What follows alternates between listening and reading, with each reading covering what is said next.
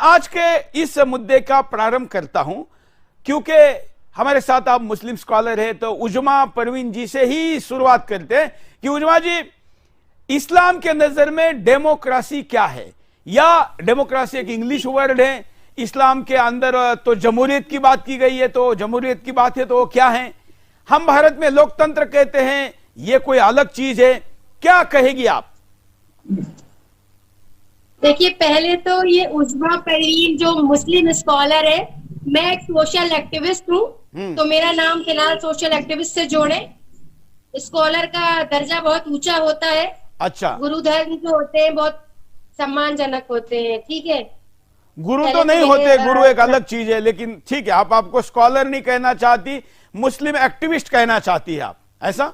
जी जी जी। तो आप social activist नहीं है, मुस्लिम एक्टिविस्ट है, ठीक है भाई, वहां लिख देना। सोशल एक्टिविस्ट है, मुस्लिम एक्टिविस्ट आप बना रहे हैं। नहीं, आपने कहा मैडम, आप तो शुरू हो गई, आप शुरू ही हो गई। आपको और डिबेट पे बैठने वाला क्या खुलासा करेगा? आपकी बातों से ही जाहिर हो गया कि आप कितने बड़े हिंदू मुस्लिम के बीच खाई खोदने वाले पत्रकार दिख रहे हैं। मुझे ऐसे मतलब दिख रहे हैं कि लगता है कि आपने पहले ही से कितना बिल्कुल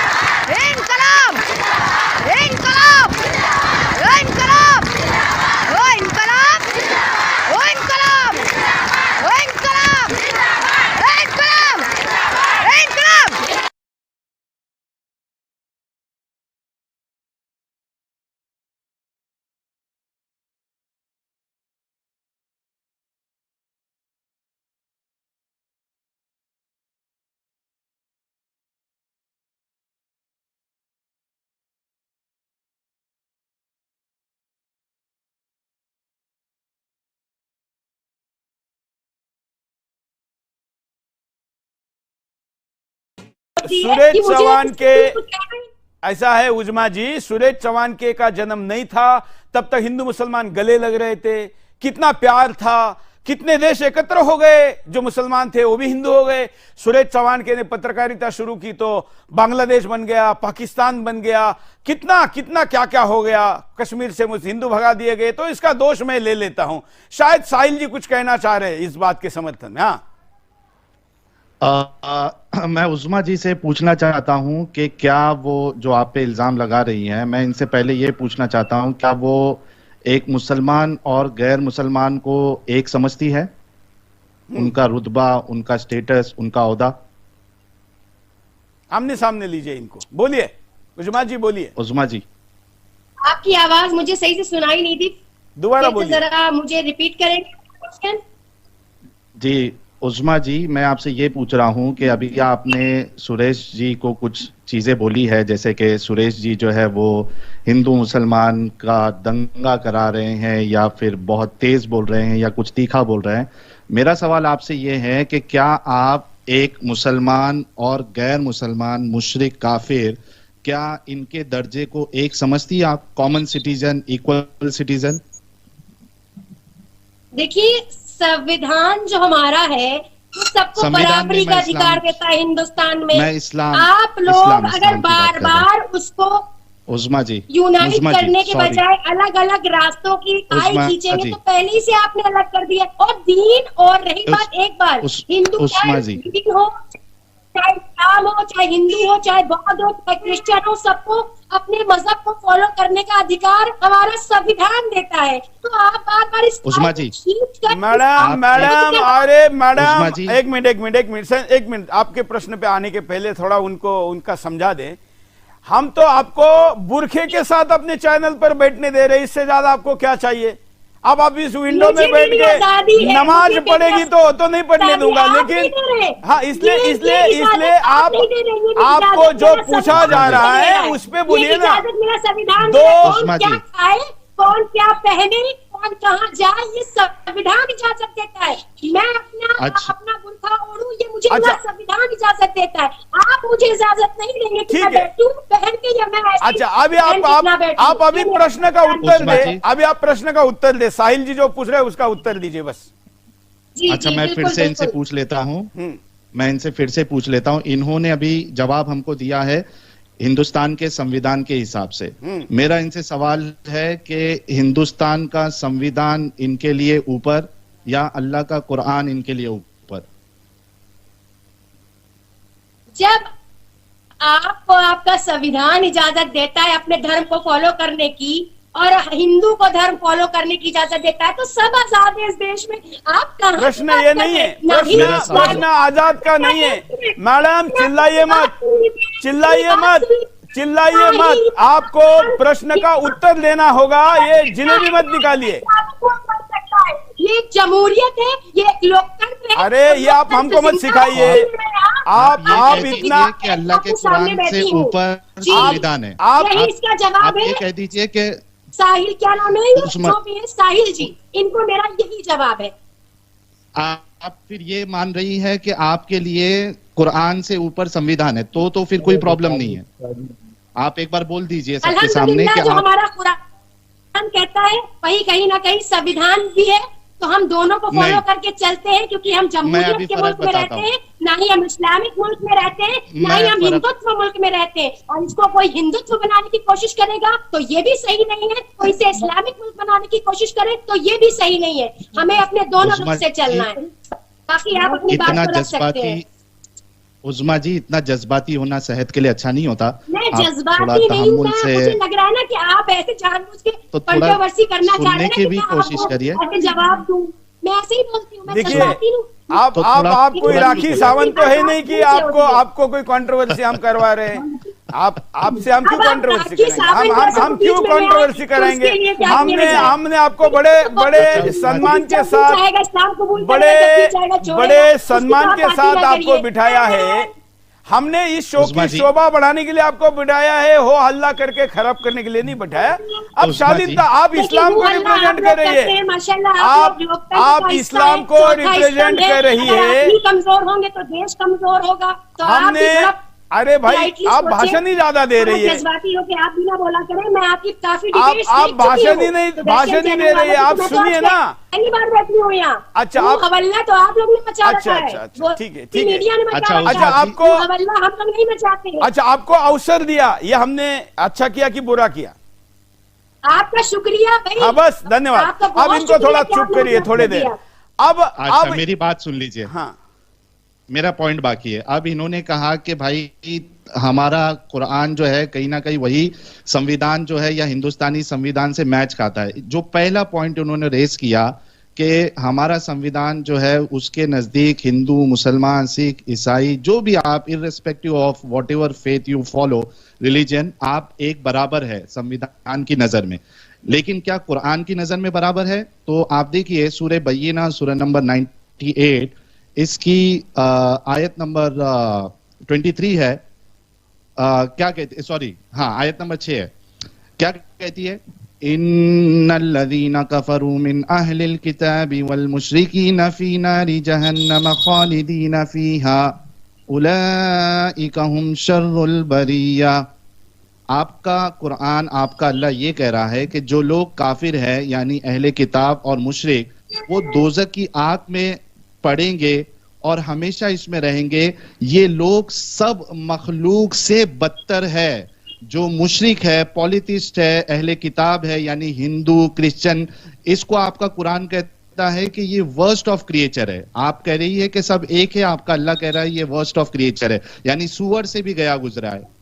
तो अभी मतलब आप आपने अल्लाह की बात कुरान मानेंगे? नहीं पढ़ा है, इसका मतलब आपको शरीयत, आप आधा कुरान पढ़कर आ गए, खाली वो आयतें पढ़कर आ गए जहाँ पर जो चीजें एक पर्टिकुलर लिखी गई। जब आपने या अय्युहन नासु नहीं पढ़ा है लोगों के लिए, लोग, हाँ, इंसानियत, हमारा इस्लाम जो इस आयत का इंसानियत जवाब की दे तालीम देता है उसमें ये नहीं कहता है कि कहाँ है हिंदू की मदद इंसानियत? ना करो या ईसाई की मदद ना करो या सिख की मदद ना करो। अगर कहाँ है पड़ोसी इंसानियत? आपका हिंदू भी है तो आपके ऊपर उतना ही फर्ज है जितना आपके लिए कहाँ? मुसलमान के लिए फर्ज है। आपने या हिंदू को तो जीने का हक ही नहीं है। आयत नहीं पढ़ी, या अय्युहल लज़ीना आमनू, इस्लामिक आप ये आयत पढ़ते हैं, आप इस्लामिक आधा कुरान शरिया पढ़ के आए, में आप हिंदू आधी को तो शरीफ जीने पढ़ का के हक ही नहीं है। आए। साल में पूरा कुरान पढ़ना चाहिए, आपको सही जानकारी नहीं इस- है दीन के बारे में। इस हम सिर्फ आयत जानकारी का लेकर आए, रेफरेंस, तब आप बताएंगे। इस आयत जी, का जवाब दे जी, दीजिए। जी, इस बिल्कुल, इस बिल्कुल। आयत का आप जवाब भी दे दीजिए। माशाल्लाह काफी अच्छी करेक्ट कर लेते हैं आप, तो आप थोड़ा सा पूरा कुरान मुकम्मल पढ़े, देखिए क्या इस बताया आयत है का दीन जवाब में। दे दे। इंसानियत, इस आयत का मैडम मोहतरमा जी, मोहतरमा जी, आप जब चिल्ला रहे ना तो आपका आवाज स्काइप से खराब आ रहा है, इसलिए आपकी बात पहुंच नहीं रही। आप शालीनता से कहिए ना, आपको इतना अच्छा स्पेस मिला है, इस आयत का जवाब टाइम दे मिला है, दीजिए। तो आप जरा शालीनता से ठीक आवाज में बोलिए। आप ऊंची बोलेगी तो आपका आवाज आपका सुनाई नहीं देगा, आपका आवाज सुनाई दे, क्योंकि आप जितना ज्यादा बोलेगी उतना आपकी बात लोग सुनेंगे। तो जरा धैर्य से बात करिए। हाँ साहिल जी। ठीक है, मेरा मजहब ये इस कहता आयत है का जवाब दे दे। इंसानियत के लिए जियो। अरे- और इंसान अरे चाहे भाई, आप हिंदू सुनिए हो, ना, मुस्लिम हो, आप- पड़ोसी इंसानियत के नाते ही आपका पड़ोसी की मजहब खिदमत आपको कार्य है। क्या क्या स्टाइल और शैली दे रहा है, आप खुद करके बता रही है। थोड़ा Worst धैर्य of से creature। शायद सुनिए। या एक शास्त्रार्थ हो रहा है एक टीवी चैनल पर, क्यों आप अपने संस्कारों को दिखा रही है? थोड़ा शांति से बैठिए ना, सुनिए। अच्छा, जब आप बैठ के सुदर्शन पे आप बंद भी तो करिए एक इनका। एंकर हैं। अभी हमारे पास अन्य गेस्ट भी हैं, उनके पास चलते हैं, क्योंकि हम सभी को अवसर देना चाहते हैं। आप केवल अपना समय, दूसरे का समय नहीं खा सकते। मैं आपके पास पुनः आऊंगा, मेरे साथ दूसरे दो विद्वान हैं, उनके पास जाऊंगा। उसमें शफकत भारती, शफाकत जी, मुझे थोड़ा नाम लेने में दिक्कत हो रही है, लेकिन कोई बात नहीं। आप एक्स मुस्लिम हैं। जो साहिल जी ने प्रश्न किया, जो उत्तर इन्होंने दिया, ये तो प्रश्न हमारा मुख्य मुद्दा है कि इस्लाम में लोकतंत्र का क्या स्थान है। भारत में मुसलमान रहे बढ़ेंगे तो हिंदुस्तान होगा क्या? इसमें आपको ये बताना चाहूंगा कि मुझे गर्व है कि मैं एक भारतीय मुसलमान हूँ, मुझे गर्व है कि मैं एक भारतीय मुसलमान हूँ। और जहां तक साहिल भाई की बात का जवाब है, तो मैं उन्हें ये कहना चाहूंगा कि साहिल भाई ने या तो जो कुरान है उसको सही से नहीं पढ़ा है, और पढ़ा है तो मेरे ख्याल से अपने तरीके से पढ़ा है। अच्छा, अब आप मुस्लिम स्कॉलर, एक मिनट, मेरे से गलती हो गई। मैंने इनको एक्स मुस्लिम कहा क्योंकि इनके नाम में भारती था, तो मुझे लगा कि भारती लगा है तो शायद ये एक्स मुस्लिम हो गए, लेकिन ये मुस्लिम स्कॉलर है। कोई बात नहीं, आपका स्वागत है। अब हमारे पास बैलेंस है, दो एक्स मुस्लिम और संदीपन जी है, और इधर में शफाकत जी और उधर मोहतरमा जी है। हाँ, अब अभी कंटिन्यू करिए शफाकत जी। हाँ जी सर, मैं कहना चाह रहा हूँ आपका जो टॉपिक है जमहूरियत और जमहूरियत का लोकतंत्र और शरीयत। देखिए, जो इस्लामिक देश है, शरीयत का अपना कानून है, वो शरीयत के एतबार से अपने सारे काम करते हैं। और हम एक हिंदुस्तान जो कि एक संवैधानिक मुल्क है, हम संविधान के दायरे में रहकर अपने काम करते हैं। यहाँ भारतीय मुसलमान कानून का अनुपालन करते हुए अपने कार्य करते हैं। हमें संविधान ने इजाजत दी है कि हम अपने सभी त्योहार, सभी अपनी जो हमारी मजहबी क्रियाएं हैं, हम उनको पूरा कर सके। ये हमारा अधिकार हमें संविधान ने दिया है। और भारतीय मुसलमान भारत के संविधान में पूरा मान सम्मान, शफाकत जी, भारत के संविधान ने आपको क्या दिया? ये प्रश्न नहीं है जो साहिल जी ने पूछा। साहिल जी जरा इनको वही प्रश्न पूछे, शायद ये थोड़ा जवाब दे पाए। साहिल जी। अच्छा, मैं आपसे ये पूछ रहा हूँ शफाकत भाई कि ये जो आपका अल्लाह कह रहा है कि जो गैर मुस्लिम है, मुशरिक है, जिसमें हिंदू, सिख, ईसाई सब आ जाते हैं, या अहले किताब में ईसाई, यहूदी सब आ जाते हैं, आपका अल्लाह इनको वर्स्ट ऑफ क्रिएचर कह रहा है। और इसके साथ साथ मैं और एक आयत का आपको हवाला दे देता हूँ। सूरे तौबा की आयत नंबर 27 है, 28, इसमें आपका अल्लाह कहता है, या अय्युहल्लज़ीना आमनू इन्नमल मुशरिकून नजस, या अय्युहल्लज़ीना आमनू इन्नमल मुशरिकून नजस। मोमिनो, मुशरिक तो पलीद है, इम्प्योर है, नापाक है। या अय्युहल्लज़ीना आमनू इन्नमल मुशरिकून नजस, या अय्युहल्लज़ीना आमनू इन्नमल मुशरिकून नजस। मोमिनो, मुशरिक तो पलीद है, इम्प्योर है, नापाक है। तो 2 हवाले मैंने सर, ये आपको आपने दिए हैं कुरान के बनाया मुंह से। हुआ है इसका। मैंने भाई कुरान में लिखा है। मुस्लिम स्कॉलर आयत दिखा दीजिए। आप मेरी बात सुन लीजिए, मैं कहना चाह रहा हूँ, देखिए सूरह तौबा सूरह नंबर 9 आयत नंबर 28। अल्लाह जो है, अल्लाह ने पूरी कायनात के लिए रब्बुल आलमीन बनकर आए हैं। उन्होंने अपना जो संदेश वहां भेजे हैं वो पूरी तो रब्बुल आलमीन तो मुशरिकों को हमेशा हमेशा जहन्नम में जलाने की बात करता है। रब्बुल आलमीन आपका मुशरिकों को जहन्नम में जलाने की बात करता है। मुशरिकों से दोस्ती नहीं करो करके बोलता है। मुशरिकों को नापाक पलीत कहता है, इम्प्योर कहता है। मुशरिकों को वर्स्ट ऑफ क्रिएचर कहता है। इसका क्या जवाब दे? हमको देश से नहीं, हमको इस्लाम से जवाब चाहिए। जिस देश में आप रहते हैं उस देश के कानून को फॉलो करते हुए अपने देश के हित के लिए कार्य करें। देखिए, आप जो बात कर रहे हैं वो अलग विषय है। जहां आज की जो डिबेट थी वो एक अलग विषय बता दे। मुझे एक कुरान की आयत बता दे जहां पे आपको ये कहा गया हो कि आप जिस देश में है उसमें अगरचे इस्लाम के खिलाफ है, आप देश के कानून को फॉलो करेंगे। आज मुझे मौका दिया गया तो मैं बात कर रहा हूँ, लेकिन जहां तक सवाल मुसलमान का है, मुसलमान की जो तस्वीर बनाई गई है वो तस्वीर उसके विपरीत है। देखिए, नाम मुस्लिम रखने से चलिए एक मिनट में थोड़ी क्लैरिटी करूं शो में। यहां पर मुस्लिम सोशल एक्टिविस्ट ऐसा कोई स्थान नहीं है। अगर आप इस्लाम के जानकार है तो डिबेट में कंटिन्यू करिए। अगर आप कुरान को कोट करके बोल नहीं सकते तो आप क्वाइट कर सकते, आप इस शो छोड़ सकते, क्योंकि शो पूर्णतः कुरान के आधार पर है। आपका जुड़ने के लिए बहुत बहुत धन्यवाद। आप जा सकते हैं, क्योंकि मैं कोई मिसकंसेप्शन इस्लाम के बारे में फैलाना भी नहीं चाहता और मीठी मीठी गोल गोल बातें करके वास्तव को झुठलाना भी नहीं देना चाहता। मैं मैडम को भी उज्मा जी को ये पूछता हूं कि क्या आप क्वेश्चन पर रखा जाए? नहीं, आप ये इस्लाम के या कुरान को कोट करके आयत बोलकर उत्तर देगी? शायद इन्हें कुलिया अय्युहल काफिरून वाली आयत नहीं पता है, सभी आधी आयतें पढ़कर आते हैं। सब पता है दीन को वलियदीन। तो चलिए आपको जो आयत पता है, आपको जो इस्लाम शरीयत कभी जबरदस्ती नहीं करता। आपको मैंने ये पूछा कि आप इस्लाम आप लोगों को आधी जानकारी लेकर चलिए आप सुनती तो है नहीं।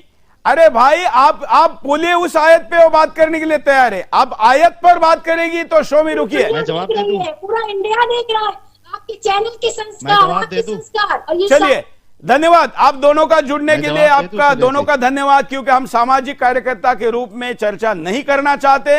हम बड़ी क्लैरिटी के साथ ये करना चाहते हैं कि जो इस्लाम पर चर्चा है, मतलब कुरान पर चर्चा करना चाहता है, इस्लाम में क्या कहा गया है उस पर शास्त्रार्थ करना चाहता है, और हमारे साथ जुड़े, बात को आगे बढ़े। अब मैं संदीपन जी के पास आता हूं। संदीपन जी, आप अभी इस विषय पर आइए। अब दोनों को मैं अभी समय दूंगा, आप चर्चा करिए। संदीपन जी। जी, मैं तो ये हवाले के साथ ही बात करता हूं। और ये जो मैडम जी कह रही है हमारे यहाँ जमहूरियत है, ये है वो है, तो आइए देखते हैं जमहूरियत का किस तरीके से सम्मान कुरान ने किया है। सूरह अनफाल आयत नंबर 39 को देखिए।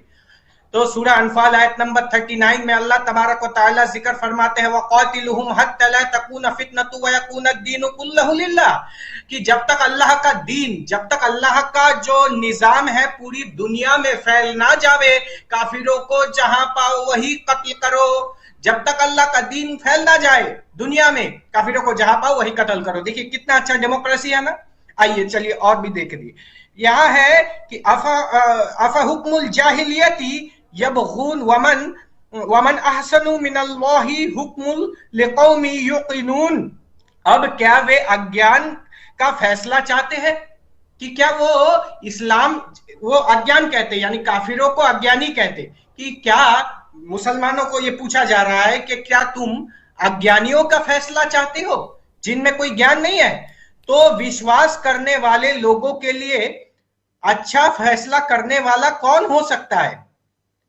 यहां बताया गया है कि विश्वास करने वालों के लिए अल्लाह ही सबसे अच्छा फैसला करने वाला है।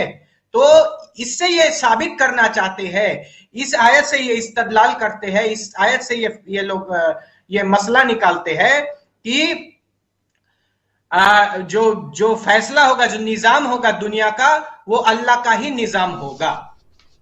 और देखिए कि सही बुखारी 71426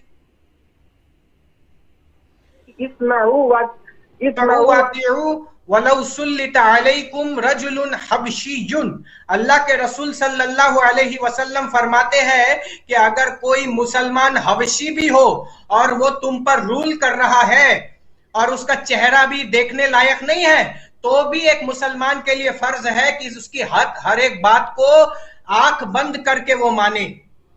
और अगर मुस्लिम निजाम आ जाए तो आप देखिए कि किस तरीके से अल्लाह के रसूल सल्लल्लाहु अलैहि वसल्लम सही मुस्लिम 2167 में कहते हैं कि अन अबी हुरैरा अन्ना रसूलुल्लाह सल्लल्लाहु अलैहि वसल्लम क़ाल ला तब्दउल यहूद वलन नसारा बिल सलामी फइदा लकीतुम अहदुम फी तरीक़िन फतरुहु इला अदयक़िही। ये अल्लाह तबारक व तआला के रसूल सल्लल्लाहु अलैहि वसल्लम ये फरमाते हैं कि यानी ये इस्लामी निजाम का मैं आपको बता रहा हूं कि रसूलुल्लाह के जमाने में रसूलुल्लाह कह रहे हैं कि यहूदियों और ईसाइयों को सलाम भी मत करो, यानी अस्सलामु अलैकुम व रहमतुल्लाहि व बरकातुहू ये शब्द से भी उनको ना नवाजो। ये है इस्लामी निजाम का बेसिस कि एक काफिर को आप सलाम भी नहीं कर सकते।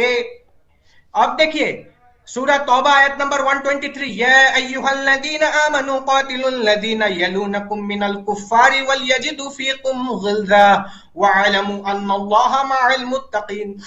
ऐ ईमान लाने वालों, इनकार करने वाले से लड़ो जो तुम्हारे आसपास रहने वाले, अपने पड़ोसी काफिरों से लड़ो ताकि वो तुम में सख्ती पाए, और अल्लाह डर रखने वालों के साथ है। तो ऐसे ही अपने आसपास के काफिरों के साथ लड़ने की बात कही गई है। और इस्लामी निजाम को स्थापित करने के लिए कहा गया है कि जब तक फितना बाकी ना हो, काफिरों को जहां पाओ वही कत्ल करो। और सूरह तौबा आयत नंबर 29 को माननीय साहिल साहब ने अभी बताया कि क़ातिलुल लज़ीना ला युमिनूना बिल्लाहि वला बिल यौमिल आखिर, कि कत्ल करो, उनके साथ जंग करो जो अल्लाह और अल्लाह के रसूल के निजाम को नहीं मानते। तो चलिए मैं आपके पास पुनः आता हूं, मैं साहिल जी के पास चलता हूं। साहिल जी, क्या आप लोगों ने इस्लाम छोड़ने का कारण यही था कि शास्त्रार्थ करने के बजाय हो अल्लाह कह रहे हैं, बातचीत करने के लिए तैयार नहीं है? मुझे लगता है यही रहा होगा। बिल्कुल, असल में जब मैं पहले इस्लाम की तबलीग भी करता था, मैं जाकिर नायक का बहुत बड़ा फैन था, फॉलोअर था, तो काफी मैंने डिबेट्स भी की है गैर मुसलमानों के साथ, और मुझे ये लगता था कि इस्लाम ही सबसे सच्चा दीन है और सारी इंसानियत को अगर फला पाना है, कामयाब होना है, तो उन्हें इस्लाम कबूल करना पड़ेगा। तो मैं जिंदगी का काफी हिस्सा जो है लोगों को इस्लाम की दावत देने में मैंने लगाया हूं। लेकिन जब इसके बारे में और थोड़ी गहराई से एक ओवरऑल पर्सपेक्टिव से जब मैंने जानने की कोशिश की इस्लाम में, तो मेरे सामने एक सवाल आया कि या तो मैं इंसान रह सकता हूं या तो मुसलमान रह सकता हूं। यह सवाल मेरे सामने आया कि मुझे इंसान बनना है या मुसलमान, क्योंकि मुसलमान इंसान या इंसानियत उसके अंदर नहीं हो सकती, उसको एक चीज चूज करना पड़ेगा, मुसलमानियत या इंसानियत। तो मेरे नजदीक इंसानियत ज्यादा ऊपर थी, इस वजह से मैंने फिर इस्लाम को छोड़ दिया, क्योंकि एक मुसलमान कभी इंसानियत पे अमल नहीं कर सकता। अच्छा, ये जो मोहतरमा बैठी थी, इन्होंने एक आयत का हवाला दिया, चूंकि आपके चैनल पे वो आयत आ गई है, रिकॉर्ड हो गई है, तो लोगों को, खास करके जो हमारे मुसलमान भाई है, मैं उनसे अभी भी मोहब्बत करता हूं क्योंकि मेरे लिए वो अजीज है। मुझे ऐसा लगता है कि उनको बेवकूफ़ बनाया गया है इस्लाम के नाम पर, और उन्हें इस्लाम की हकीकत बताना ज़रूरी है। तो मेरा कभी ये मौक़िफ़ नहीं रहा है कि मुसलमानों के साथ हेट किया जाए, उनसे नफ़रत की जाए, बल्कि उनको इस्लाम की हकीकत बताई जाए ताकि वो भी इस जंजाल से बाहर निकले। तो चूंकि उन्होंने एक कुरान की आयत का हवाला दिया है सूरह काफिरून का, तो मैं समझता हूं कि आपके इस न्यूज़ चैनल के माध्यम से आधी अधूरी बात नहीं जाना चाहिए, एक कंफ्यूजन नहीं होना चाहिए। उन्होंने सूरह काफिरून की बात की जिसमें अल्लाह कहता है, जो उन्होंने कोट किया, और हिंदुस्तान के अक्सर जो मौलवी हजरात आप बुलाएंगे अपने चैनल्स पे या बाकी कोई भी चैनल्स पे, उनके पास ये 2-3 आयत ही होती है जहां से वो सोचते हैं कि हम बच जाएंगे, लेकिन नहीं बच सकते।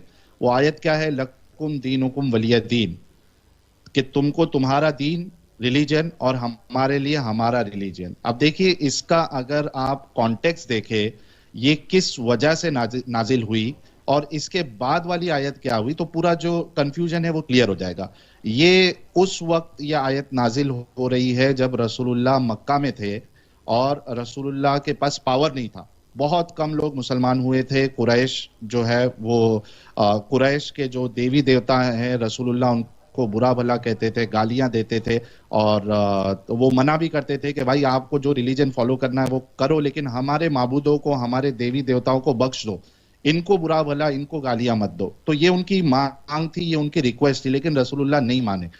तो बिल आखिर जब मक्का में रसूलुल्लाह थे और वहां पे मुसलमानों की तादाद बहुत कम थी और पावर नहीं था रसूलुल्लाह के पास, तब मुशरिकीन मक्का रसूलुल्लाह के पास एक पेशकश लाते हैं कि आप एक काम करिए, कुछ वक्त के लिए या कुछ महीनों के लिए हम आपके अल्लाह की इबादत करेंगे, आपके दीन की इबादत करेंगे, और कुछ महीनों के लिए या कुछ दिन या साल जो भी मेंशन है तारीखी रिवायतों में, तो आप हमारे माबूदों की इबादत करें। जब ये पेशकश की तब ये पूरी आयत, ये सूरा नाजिल हुआ जिसमें काफिरों को एड्रेस करके ये कहा गया है, कुल या अय्युहल काफिरून, रसूलुल्लाह आप कह दीजिए इन काफिरों से, ला अअबुदु मा तअबुदून, मैं उस चीज की इबादत नहीं करता जिसकी तुम इबादत करते हो, फिर तुम उस चीज की इबादत नहीं करोगे जिसकी मैं इबादत करता हूं। तो ये कहते हुए लास्ट में अल्लाह के रसूल ने कहा कि मेरे लिए मेरा रिलीजन, तुम्हारे लिए तुम्हारा रिलीजन। यहाँ पे ताकत नहीं थी,